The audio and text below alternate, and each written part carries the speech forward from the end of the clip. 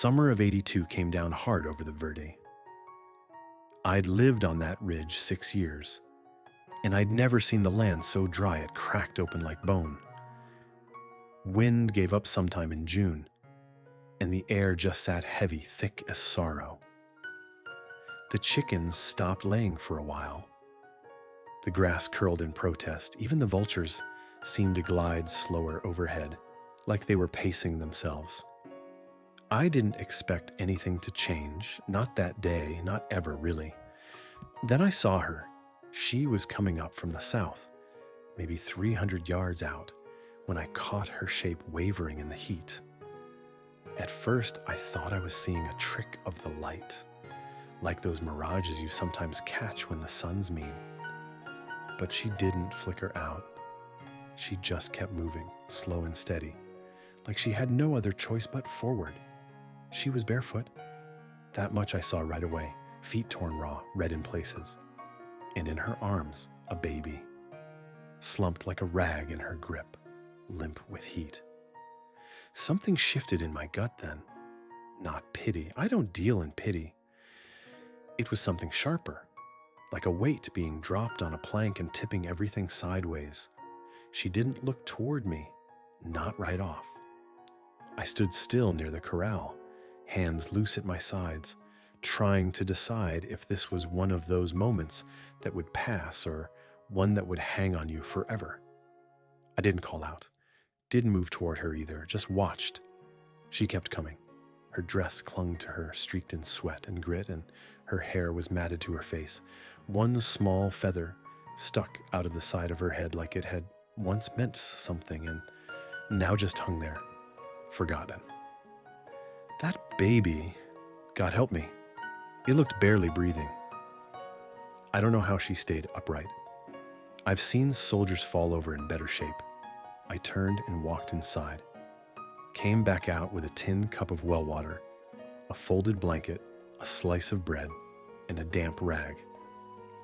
Set them on the edge of the porch, then sat in the chair by the door, like I always do when the day gets too long. I didn't say a word. She stopped at the gate, looked at me. I couldn't read her eyes from where I sat, but her body told me everything. She was deciding, was I danger? Was I worse than what she'd left behind? The kind of woman who'd made it that far on foot, in that heat, didn't trust easy. I respected that. She opened the gate, didn't ask for help, didn't say a word, just walked up, every step like it cost her something. She sat on the steps and took the water first, just a sip, then gave it to the child. I watched the baby stir, mouth twitching. That's when my heart stuttered. You live alone long enough, you forget what it feels like to care if someone breathes or not. She fed the baby a corner of the bread, wiped her down, and pulled the blanket over them both. Then she leaned back against the post, still watching me, like she was waiting to see if this was shelter or a trap. I didn't speak. I didn't need to. I'd made my choice the second I saw her crest, that ridge. She hadn't begged. That mattered. She hadn't pleaded. She'd just walked until there was nowhere else to go. I could understand that. Sun fell behind the hills. Chickens settled. Windmill spun lazy in the dusk. I got up eventually, went inside, and shut the door. She didn't leave, didn't even shift. That night, for the first time in 6 long years, the porch didn't feel empty, and the house didn't feel like it was mine alone. In the morning, I found her still there, asleep upright, her back to the boards, child curled tight against her. I walked out quiet, hauled water like always.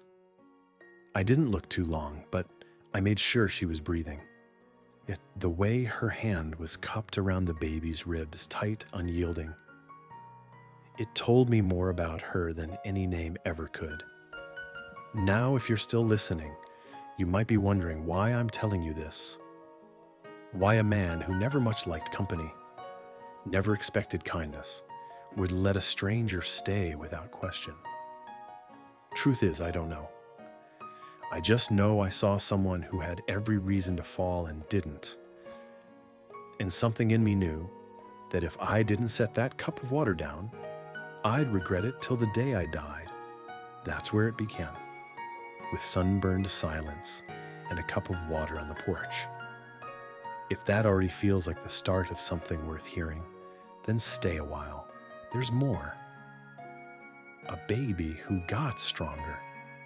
A house that learned to breathe again. And a man who figured out, after all that dust and quiet, that maybe home ain't the place. It's the people who stay when they don't have to. Go on and like the video if this story means something to you already. Drop a comment. Tell me where you're watching from. And if you believe in stories that rise out of dust and silence, follow the channel. We're just getting started. I'd told myself I wouldn't let anyone into the house again. Not fully. Not since the day I buried the last of my brothers and watched the dust settle over all the noise we'd once carried. But when I saw her curled up on the porch in the gray before dawn, arms locked around that child like the world might still come swinging, I knew I wasn't going to pretend she was just passing through. Not anymore. I didn't ask her name, didn't ask where she came from, or what she'd done to get turned out into that kind of heat. It didn't matter. What mattered was that she stayed. Even after the sun fell, even after I closed the door behind me, she didn't move. That kind of staying, it says something. It says, I've got nowhere else to go. But it also says, I don't trust you yet. And I understood both. That morning, I took my time with chores, watering stock, checking the far gate. The wind was soft, but I moved slow, partly because of my leg, and partly because I was thinking how easy it would be to stay out there all day and never speak a word. But the woman on my porch had a baby with fever in her skin and salt dried into her lips. I couldn't keep pretending like I didn't see it. So I cooked something. Oats with a little cinnamon. It was all I had left with any comfort in it. Poured it into a dented bowl. Set a jar of well water beside it. Cloth tied over the top to keep the flies out. I walked up to her quiet, crouched down 2 steps away. I didn't hand it to her. I just placed it there. The way you might place something near a wild creature who hasn't yet decided whether you're danger or not. For the little one, I said. My voice felt like it hadn't been used in weeks, but it still came out steady. She looked up at me then. Her eyes were dark, tired, wary. She opened her mouth a little, and what came out was soft. Nah, that's all. Just nah. Maybe short for something, maybe not. Didn't matter. I nodded once and stepped back. Let her eat in peace. She fed the baby first, dipping her finger into the oats and letting the child taste before spooning it slow. Every move careful. Like she'd done this before. Nursed life back from the edge more than once. I stood at the corner of the house and watched just enough to know the child was drinking.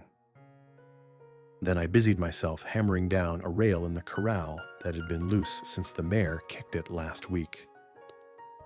I figured if she saw me working, she'd understand something about this place. That I didn't speak more than I had to, but I meant what I did. When I was done, I pointed toward the side door. Shades cooler in there, I said. She didn't move at first, just sat there a moment deciding if she should trust me. Then she stood, slow and stiff, every step like it had a weight to it, and carried the child inside. I watched her take it all in. The table, the stove, the jars on the shelf, the spare room I'd cleared just enough for her. I heard her footsteps soften on the floorboards. Heard the baby make a small sound, tired but no longer struggling. She didn't ask what the room was for. I didn't offer anything fancy, just said, "Best I can do." She nodded again, and I thought I caught the faintest edge of a whisper, like maybe she said thank you, but didn't want to owe me nothing. I respected that too. While the babies slept, she washed her face. I saw her glance at the water's reflection like she wasn't sure who she'd see. She looked hollow, red around the eyes, but there was something in her that didn't break. I'd seen that look before, on men who'd lost everything and still held the line. She had that in her. Quiet fight. Around noon, I brought her a tin of crushed willow bark and a strip of clean cotton. "Fever," I said, "man, mix it, dab her skin." She didn't speak, just took it gently. I lingered a second too long maybe, but then I asked, "You got somewhere else you aim to be?" She shook her head once. "Nowhere." "All right then," I said. "You can stay a spell. House is yours, same as mine. Long as you're here, you don't owe me thanks. Just mind the gates and keep the hens off the porch." I don't know why I added that last part. Maybe to show her I wasn't looking to save anyone, just offering space.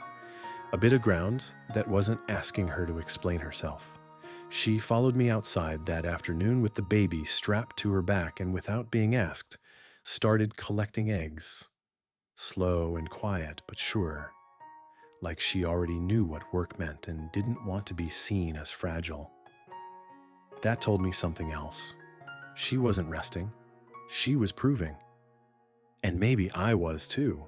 It didn't take long to see she wasn't someone who came to rest. That first full day, Na moved through the yard like she was testing the place. Not just the fence posts or the porch boards, but the space itself. Like she was waiting to be told to leave and doing everything she could to stay useful until then. I didn't stop her. I just watched. From a distance at first, then closer. The way her hands moved when she gathered eggs, or when she bent to pull a weed from the side of the coop, or how she shifted the baby higher on her back without breaking stride.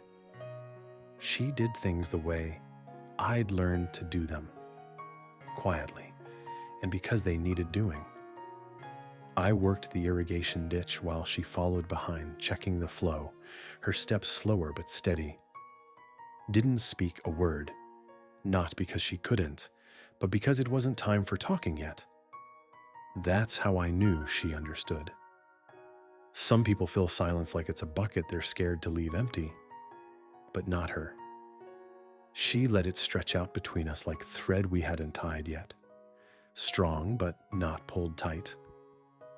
Later that afternoon, a cow bawled from the far end of the pasture, the kind of sound that makes your gut twist, like it knows something's wrong before your eyes do. I stood still listening, then glanced her way. She caught it, not just the sound, but the change in me. Amen, she said. "Need help?" Just like that. Straight, clear, no hesitation. Her voice was low but strong, and her English was sharp. Better than I expected, though. I couldn't have told you why. I blinked, surprised more by the fact she'd spoken first than the offer itself. I nodded toward the saddle shed. She followed. We worked the cow together for over an hour, stone bruised, swollen, just enough to throw her gait. I steadied her head while Naima cleaned out the hoof. Her hands sure, fingers quick. She didn't flinch when the cow kicked, didn't chatter nervous, just worked like she'd done it before. When it was done, she stepped back, wiped her hands on her skirt, and looked at me with a kind of calm I hadn't seen in a long time. It struck me then, she wasn't asking to be let in. She was already here. The choice wasn't hers anymore, it was mine. That evening, I lit the lantern early. The wind was cooling down, and the yard had that golden quiet to it. The kind that only shows up when a day's work has been done right. She was sitting in the dirt near the chicken coop, baby in her arms, rocking slow. The light from the porch caught the side of her face, and for a moment I didn't see a stranger. I saw something settled. Not safe, not yet, but still. Like the storm had passed and she hadn't run. Yeah? If you plan on naming her, I said, voice low across the dark yard, do it soon. Children ought to have names. She looked down at the baby, then up at me. Her face softened and she said something in a language I didn't know. Gentle, private, like a blessing whispered to the wind. Then she looked back at me and said, Aylin, just that. It means clear path? I repeated it once in my head, Aylin. It fit, simple, steady. Inside, I checked the rifle I kept near the bed. Habit. I didn't expect trouble, but you don't stop looking just because the sky's quiet. But that night when I sat down, the silence in the house didn't press like it used to. It had edges now. It belonged to someone else too. That mattered. She didn't run. Even after the baby's fever started to ease and she had her strength back. Most folks, once they get what they came for, they move on, not her. She swept the porch without being asked, tied up the herbs I'd left to dry, even folded the blanket she'd used and tucked it neat by the door. I noticed every one of those things. Not because they were grand gestures, but because they were careful. Intentional. The next morning, she boiled water before I even got to the stove. Handed me a cup of coffee without a word, just a nod. The kind of nod that says, I'm here if that's still all right. And I realized I'd been waiting for something like that. Not an ask, not a promise, just presence. I still didn't know what had driven her here, what loss she carried like a weight between her shoulders. But she didn't ask about mine either. And that was fine. Some things don't need to be said to be understood. We worked in tandem, days stacking quiet like fence posts in a row. No fumbling, no noise, just two people doing what needed doing. And maybe, just maybe, learning that the kind of silence built from labor and mutual ground was better than any words either of us had left. The thing about someone staying is, most of the time, it doesn't happen all at once. It's not a line you cross. It's quieter than that. Like a shadow stretching over the floor a little further each day. And one morning you wake and realize it's always been there. Naima didn't leave. That was the first truth I let settle. Days passed, 5, maybe 6. And still she moved through the house with that same quiet intention, not asking permission, not imposing either, just present. Her footsteps were soft but certain, her hands always full, carrying water, folding cloth, reaching for the child with a steadiness I admired. The storeroom I'd cleared for her now held a small straw basket she must have woven near the creek. Her own doing, her own hands. She hadn't asked if she could start making space. She just did. I didn't ask if she meant to stay. I wasn't sure I wanted the answer, but I noticed the signs. I always notice the signs. That's what surviving the war teaches you, how to read the small things. She didn't ask for directions, didn't ask about trails west or names of towns. Her boots stayed by the door. Her child's blanket hung on the porch rail to dry. But again, and I caught her humming once, just a thread of sound, while she wiped the counter clean after supper. She stopped when she saw me listening, like she'd forgotten herself. But it was too late. I'd heard it. And it didn't sound like a woman planning to walk out. I think I started walking lighter after that. We hadn't spoken much since the naming.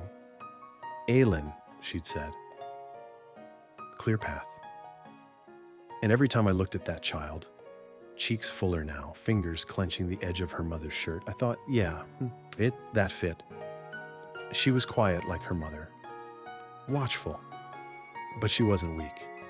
She'd made it through fever and heat and desert dust. And now she watched me move around the room like I was something worth keeping an eye on. Naima, too.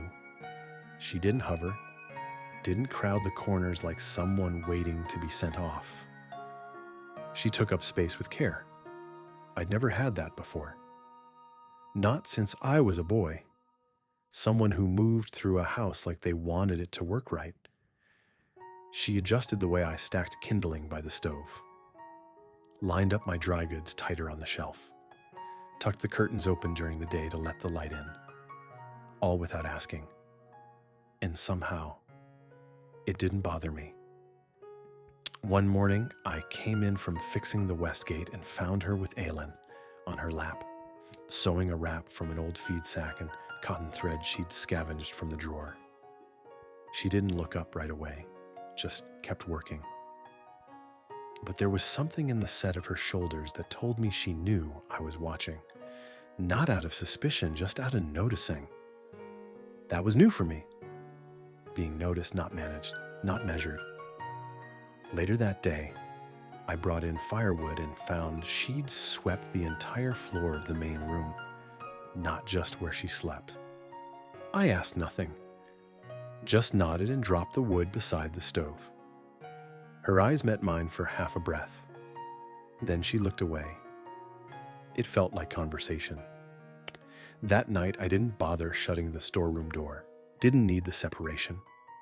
The sounds of her moving in there, soft fabric rustling, the creak of the old mattress frame, the baby's breath. Those weren't intrusions anymore. They were just part of the house. It had been years since this place had more than one voice in it. Even longer since it had laughter. Aylin giggled for the first time that week. Over nothing. Just the flap of a curtain catching in the breeze, and it startled me. Not the sound itself, but the way it echoed. Like it didn't bounce off the walls anymore, just filled the space. I watched Naima when it happened, the way her face relaxed. Not smiling exactly, but softer. Like maybe she didn't expect to ever hear that kind of sound again either.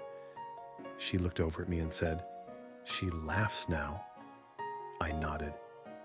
"Means she's healing." She tilted her head like she was testing that word against her ribs. Maybe we both were. I didn't ask why she hadn't left. Maybe because I knew the answer. Or maybe because the asking might break the spell. But I started doing little things.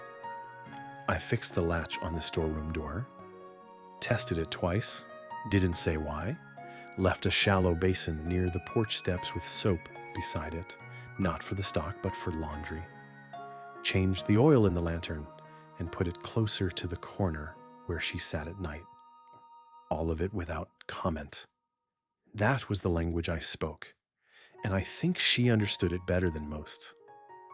The space between us hadn't narrowed yet, not in the way that meant touch or confession. But the air between us was different now. Thicker, maybe. Weighted not by fear, but possibility. We hadn't chosen anything out loud. Not yet. But the truth was she was still here.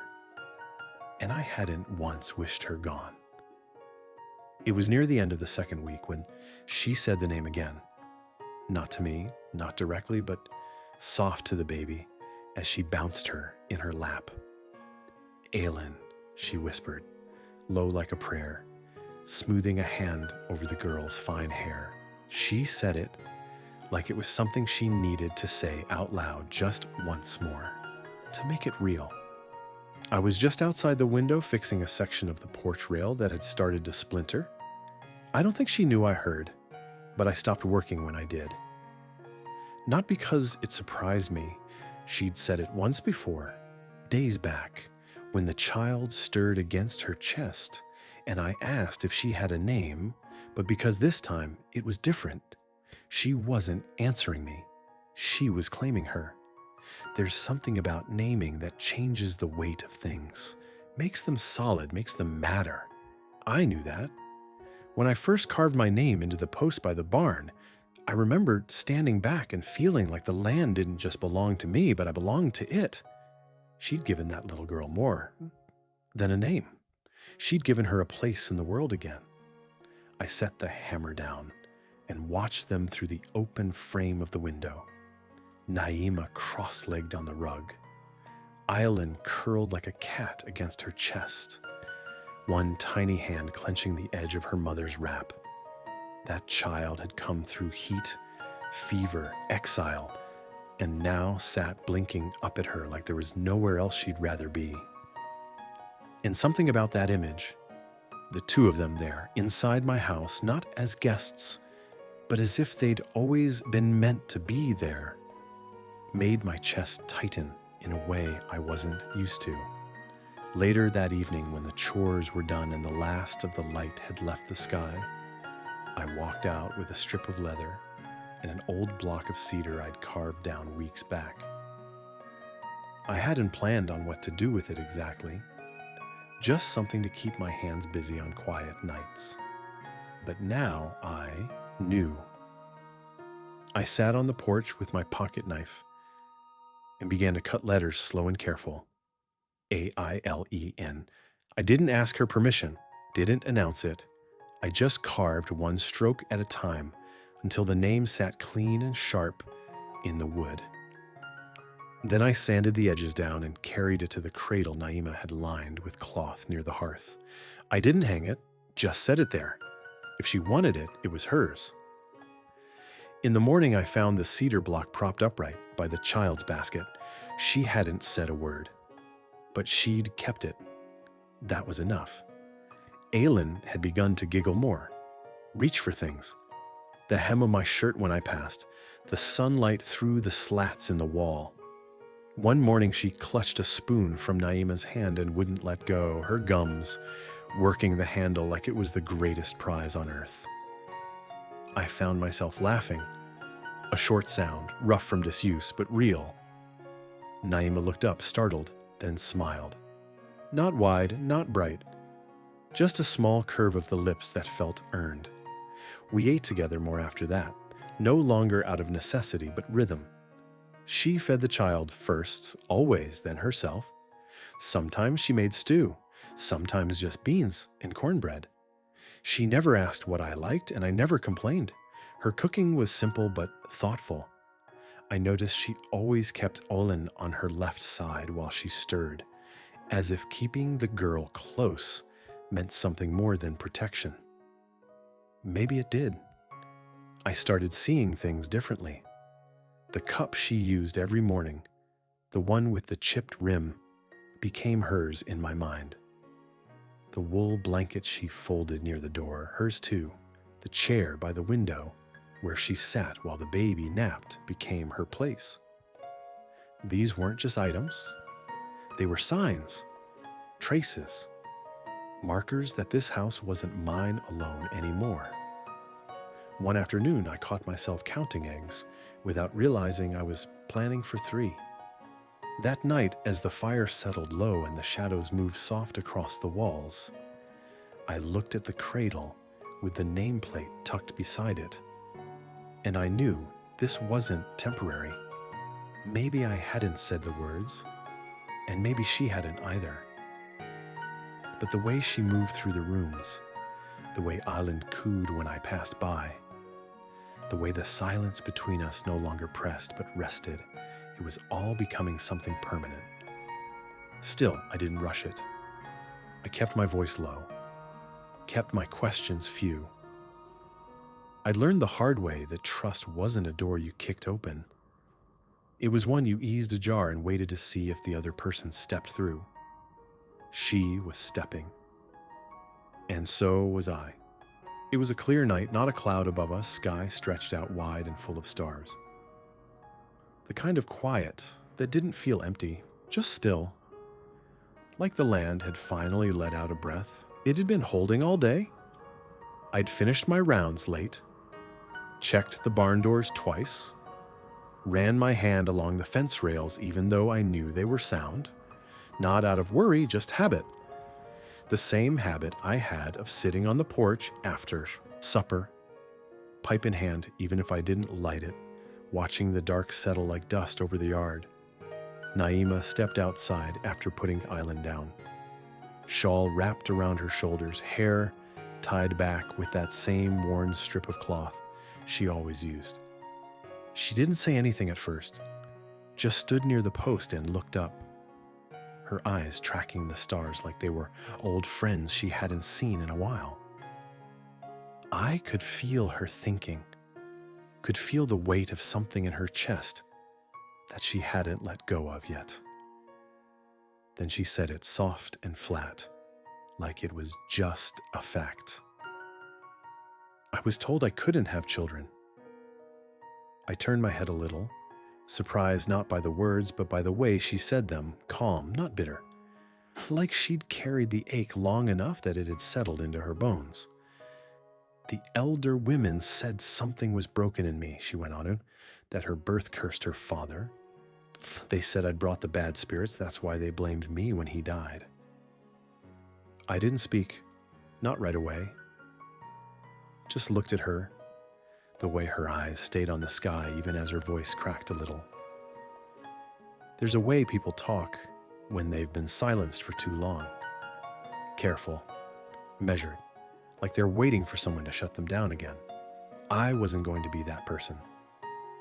But you did have one, I said, not as comfort, just the truth. Yes, she answered, and I didn't die. She said it like she still wasn't quite sure what that meant.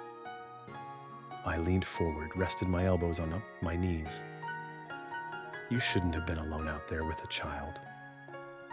She gave a small breath of a laugh, the kind that isn't joy, just disbelief. I would have kept walking until I fell, she said. I told myself every hill would be the last.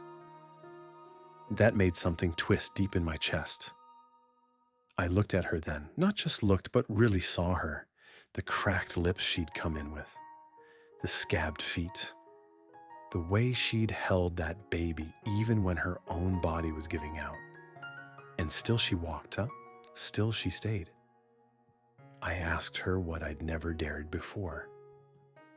What made you stop here? She glanced toward the windmill, its wheel turning slow in the night air. The way you didn't speak, I blinked. What? You didn't ask what happened. You didn't ask who I was. You just left water and bread. That told me more than anything else could. I sat back, pipe forgotten in my hand. My chest felt tight, and I didn't understand why. Maybe it was the way her words hit something raw in me. Maybe it was the fact that I hadn't meant to say so much by saying nothing, but I had. Maybe it was because no one had ever told me that my silence had been the thing that made someone feel safe. I didn't know if you were dangerous, she said, voice softer now. But I thought if a man says nothing, maybe he's too tired to lie. I didn't move, didn't breathe for a second. That was the closest thing to a confession either of us had made. She turned then, like she was going to head back, inside. But halfway to the door, she paused, and slowly, without ceremony, she stepped back toward me. I didn't rise, didn't reach for her, just sat there, heart steady but loud in my ears. She leaned down, not fast, not hesitant either, and kissed me. It wasn't long, it wasn't soft or showy. It wasn't the kind of kiss you write about in books. It was a decision, one that didn't ask for permission or promise anything in return. It just was. Then she walked inside and closed the door behind her. And I sat there, hands still resting on my knees, staring out into the dark. I didn't know what to make of it, didn't want to name it too soon, but I knew something had shifted. That night, for the first time in 6 years, I didn't sleep alone, not just in the house, but in my mind. The thoughts that used to circle like coyotes Around an empty yard had gone still. The quiet wasn't cold anymore. It was warm, full. And though no words had passed between us after that kiss, I knew we'd both said the same thing. I'm still here. The morning after she kissed me, the sun came up the same, sky golden, dust in the light, air already warming faster than I liked. But the house felt different. Not loud, not tense, just aware. Like we'd turned a page without saying it, and now both our hands were resting on the same line, waiting to read the next word. She didn't bring it up, neither did I, but the silence between us wasn't the kind that needed breaking anymore.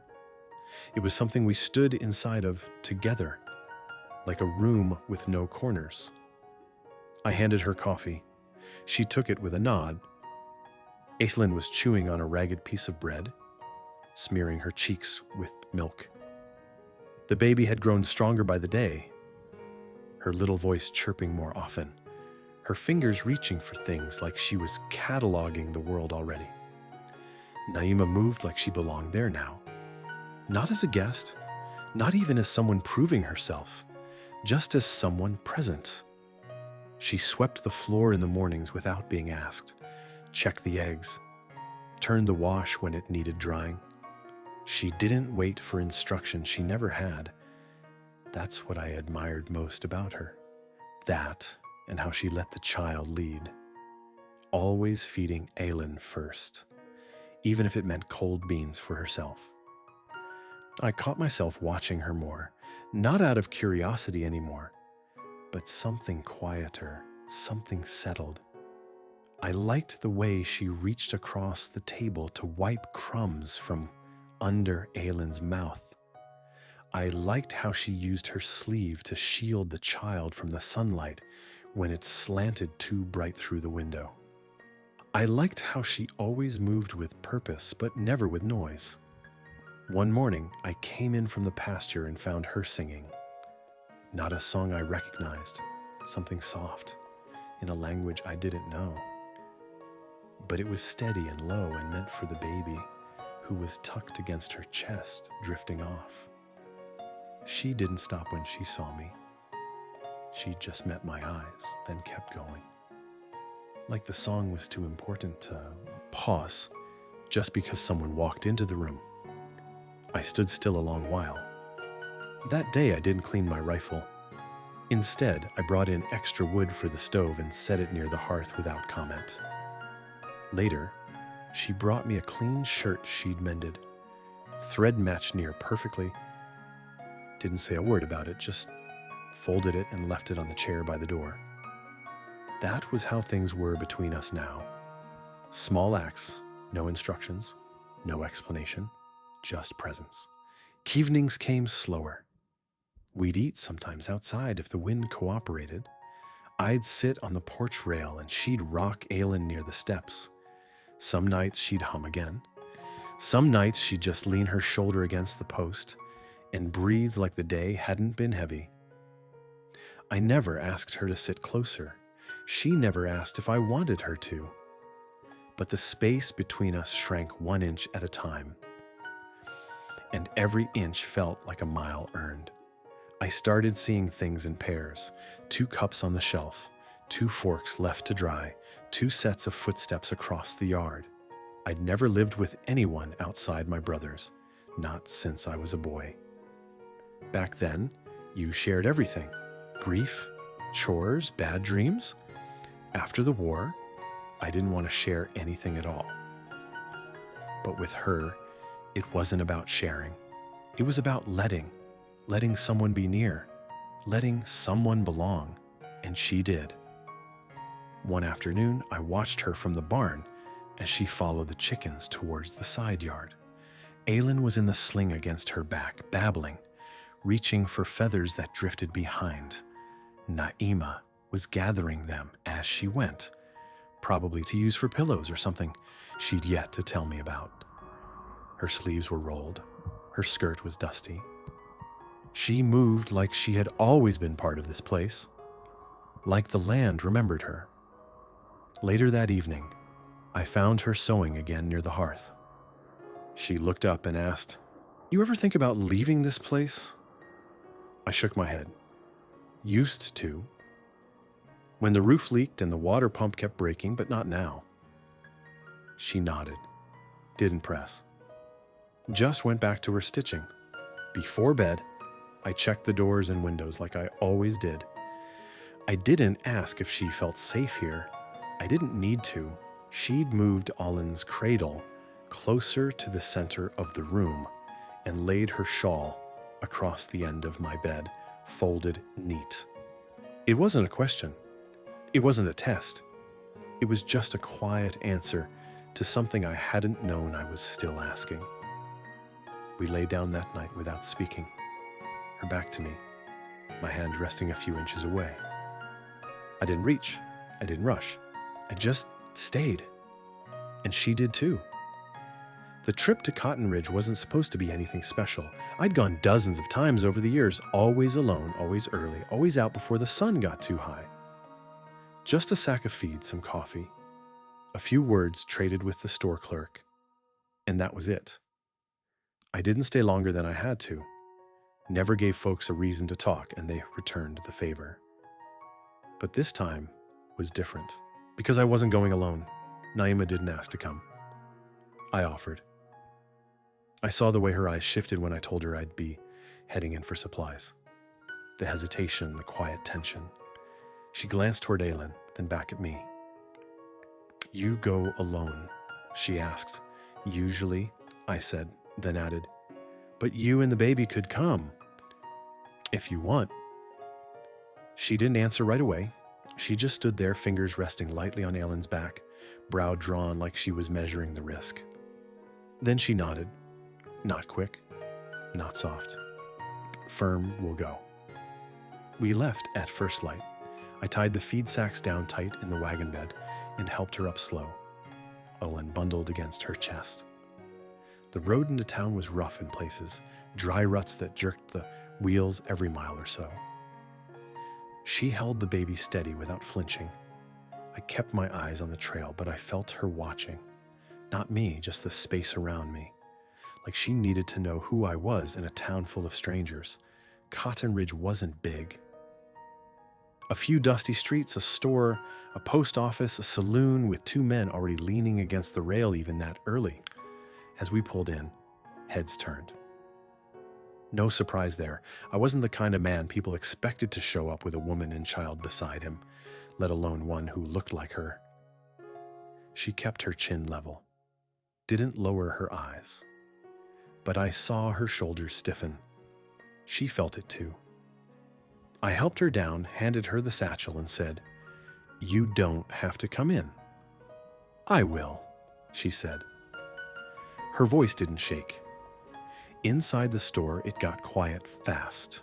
Tupper, the owner, gave me a slow blink and said, "You're early this month. Need more grain and coffee if you've got it," I said, keeping my voice even. He nodded, eyes flicking to Naima. He didn't say anything cruel, but he didn't say anything kind either. She moved through the aisles with care, lifting a spool of thread, checking tins, never lingering long. The baby made a soft sound and she hushed her with a whisper I couldn't hear. No one spoke to her. Outside was worse. 3 men had gathered by the trough. I saw them watching. One of them, tall and built like trouble, stepped forward as we passed. His voice was flat, but the weight behind it was clear.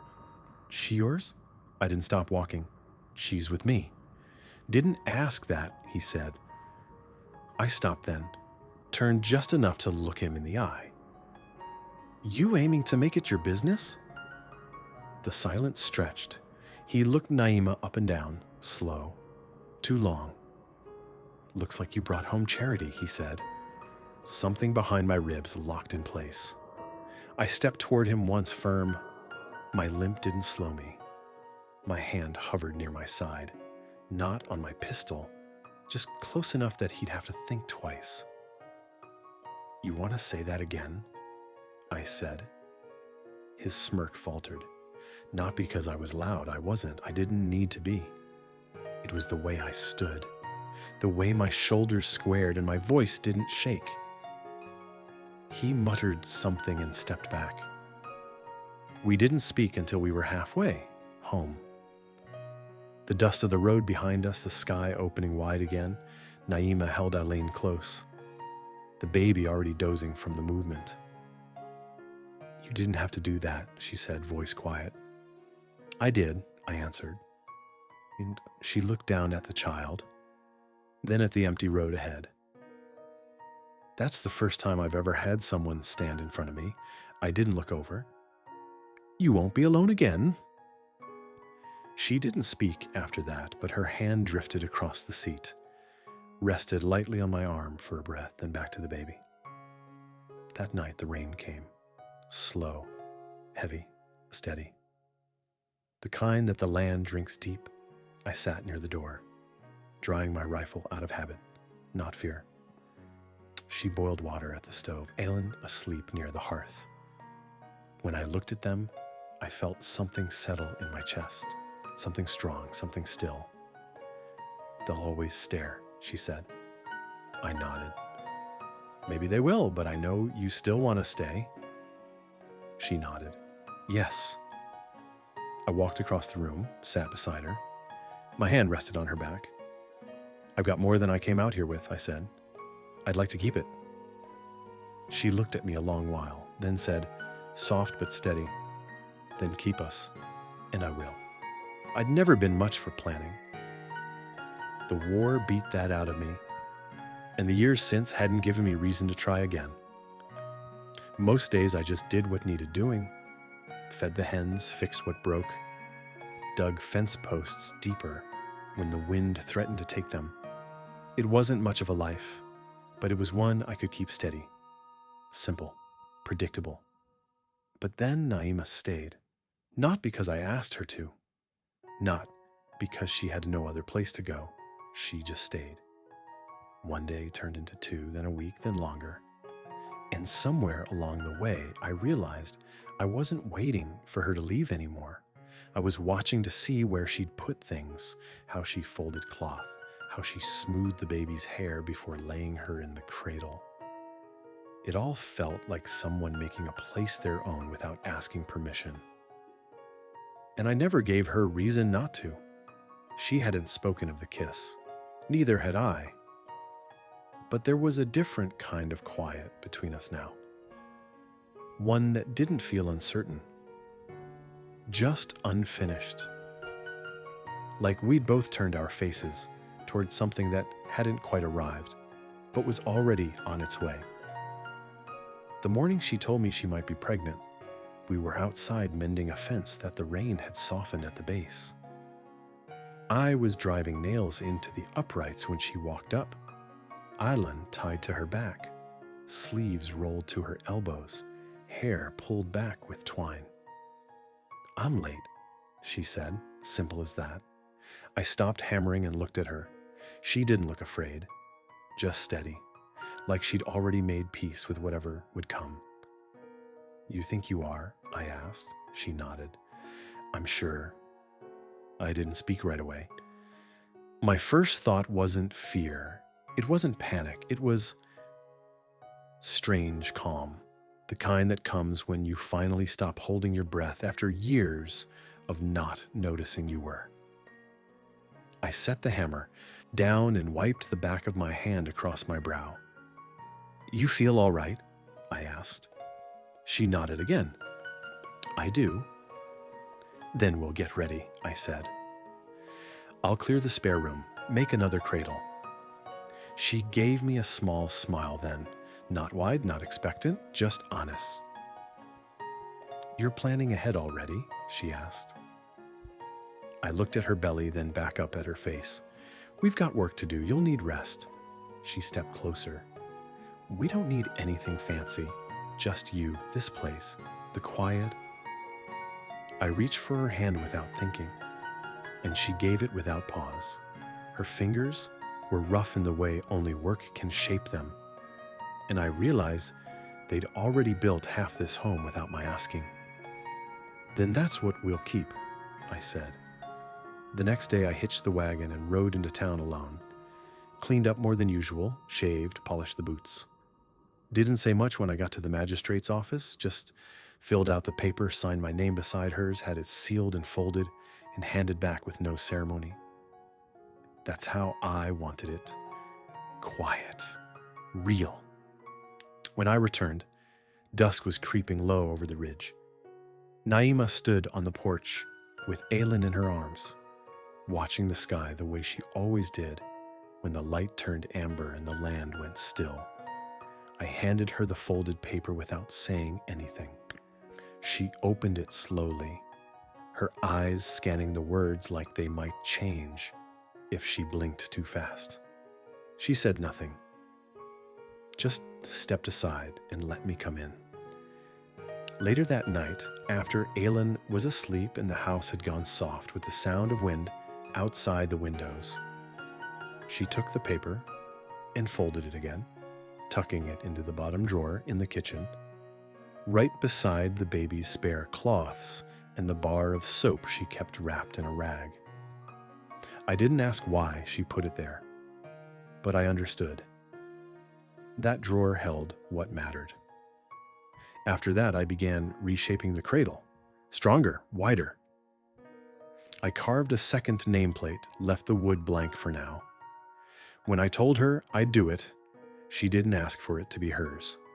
She just watched and said, "Thank you." That was more than enough. I still checked the fence lines at night, still cleaned the rifle on Sundays. Not out of fear, but because habit doesn't leave easy. But now when I walked the field, I'd catch sight of her through the window, rocking the baby, or folding linen, or just standing still, one hand on her growing belly.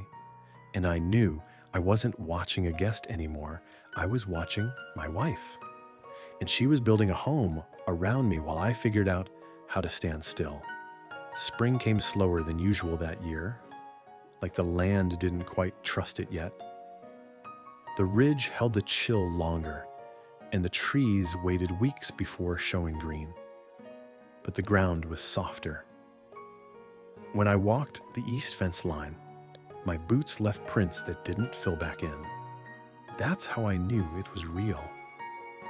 The frost had passed, and Naima was showing more now. She moved a little slower, held her back with one hand when she bent to gather eggs, but she still moved like the place belonged to her, like she'd been born here. And in some ways, I guess she had, not in blood, but in choice. In the decision to stay when she could have walked, in the way she folded herself into the rhythm of the land like she'd always been part of it. Aylin had taken to crawling in every direction at once. If it was warm, she'd be outside pulling up grass, grabbing fistfuls of soil, babbling to the chickens. If it was cold, she'd be near the hearth, chasing the edge of a blanket or trying to gum the leg of a chair. I'd started calling her Bug. Quiet, just under my breath. Naima never corrected me. I think she liked it. There was a day not long ago where I stood on the porch and looked out across the property, the barn, the coop, the line of laundry Na had strung between two trees. And it hit me that I couldn't remember what the house used to sound like before them. The silence back then had been something sharp, something that dug in. Now it was full. Aylin's laughter, Naima's footsteps, water boiling, a door creaking.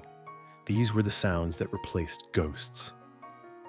One afternoon, Naima was out by the trough washing clothes, her sleeves wet to the elbows, hair pinned up, belly curved under her shirt. Aylin was kicking her feet in the water. I walked up behind them, holding a small carved plaque I'd shaped from leftover cedar. It wasn't fancy, just a nameplate for the cradle, the one I'd built stronger this time. Na looked up. "What's that?" I crouched beside her, handed it over. "It's for her," I said, "for Aylin." Thought the cradle ought to carry her name, not just be borrowed space. She turned the wood in her hand, thumb tracing the grooves I'd carved. Her eyes softened. "You mark the day we arrived?" I nodded. That was the start, far as I'm concerned. She held the plaque close to her chest for a moment, then looked up at me. Eli, she said, quiet. I waited. I'm late again, she said. A few weeks now. I didn't speak at first, just took in the words, let them settle. Then I reached for her hand and held it in both of mine. You feel all right? I asked. She nodded. I'm not afraid this time. I nodded too. Then we'll raise this one, same as the last. Together. She smiled, but not just with her mouth. Her whole face softened. I pulled her close and kissed her forehead. We've got time, I said, and we've got room. That night, as the fire burned low and the house breathed slow around us, I sat with my hand resting on her belly, the baby asleep in the cradle beside us. The dog lay by the door. The windmill squeaked outside, steady and slow. And I felt something I hadn't in a long time. Readiness, not for trouble, not for loss, but for living. Real living, with both feet in. I've learned this much. Sometimes a man builds walls not to keep people out, but because he forgets there's anything worth letting in. I'd spent years patching holes, stacking stone, fixing fence, all to guard what I thought was mine.